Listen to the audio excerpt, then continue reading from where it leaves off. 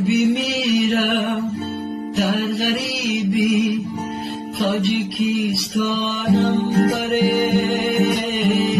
جسم و جانی خسته ای من پیش دوستانم بره گر بمیرم در غریبی تاجیکستانم بره